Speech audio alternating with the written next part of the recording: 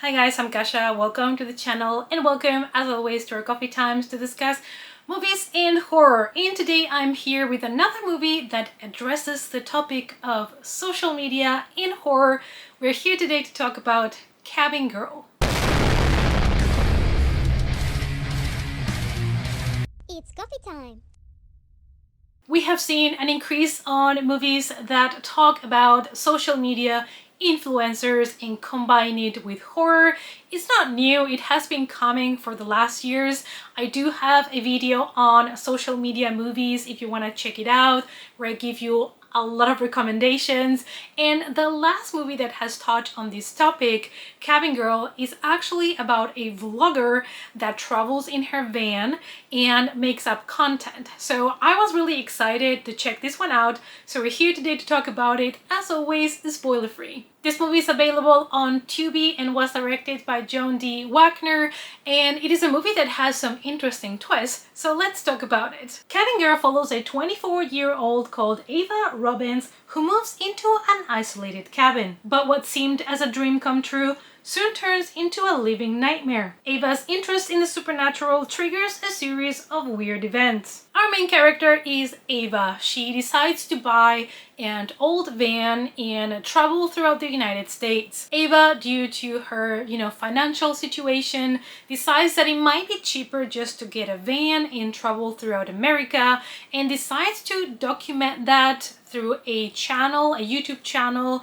her blog that she calls at the very beginning Van Girl, because obviously she's traveling with her van, and this is a trend that we have seen a lot in social media. We have seen the rise of young people that have decided to buy a van and just live in it because it's cheaper and it's fun. Plus they can use that for content as well. It's also cheaper even if you have a regular job to maintain a van than an apartment or a house.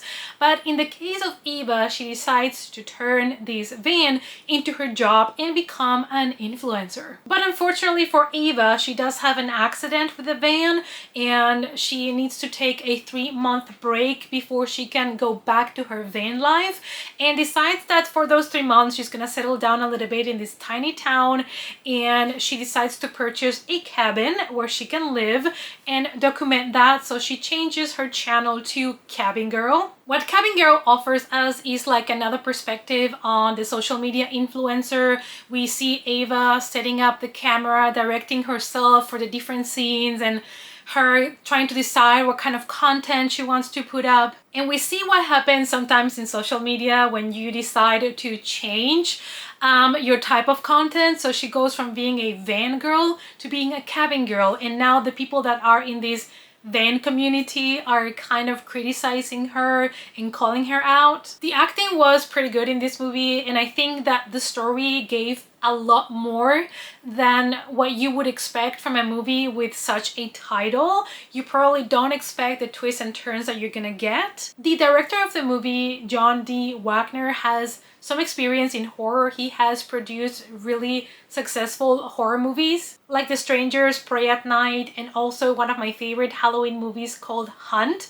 I really enjoy that one. He also produced the latest remake of the Wrong Turn franchise, which that one I did not enjoy, so let's forget about that one. And the screenwriters of this movie managed to give us so many different layers to the story. We had a lot of like more tragic human elements, and then we also have the supernatural kind of ghost element of the story, and I think they were quite well balanced. The problem with the film was the tonal shifts. At one point it borrows from kind of like the found footage subgenre, and then we kind of move into something inspired almost by Cabin in the Woods, that kind of subgenre of horror. And even though this movie is considered more of a mystery thriller, I think it does offer a lot of good horror elements to the story, and the majority of the horror is kind of like investigative horror, I would say, because when she gets to this cabin that she bought for super cheap, which red flag right there, She bought it so cheap because something tragic happened to the people that owned it before her. So she starts kind of investigating on the past, on the background of the place, and she ends up coming with really gruesome stories, and she believes that maybe the place is haunted, so that's where the supernatural horror elements come into play. So I thought the investigation part was a lot of fun, and the main character looks for a lot of different resources in order to gather the information.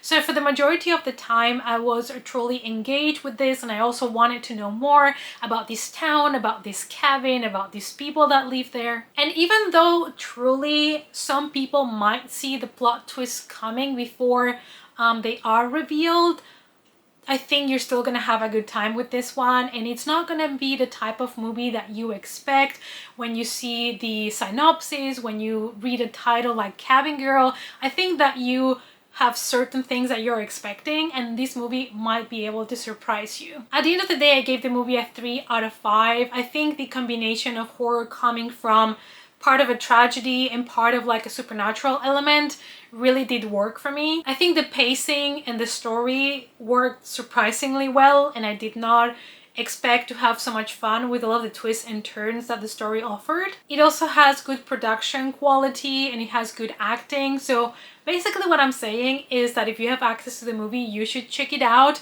because I think it might surprise you. Sometimes we prejudge movies based on the title or our expectations, and I think this one is going to be a lot of fun for you guys, so I do recommend you to give it a watch. So those were my spoiler-free thoughts on Cabin Girl. Let me know down below if you watched it, if you're planning on watching it, and if you enjoyed it as much as I did.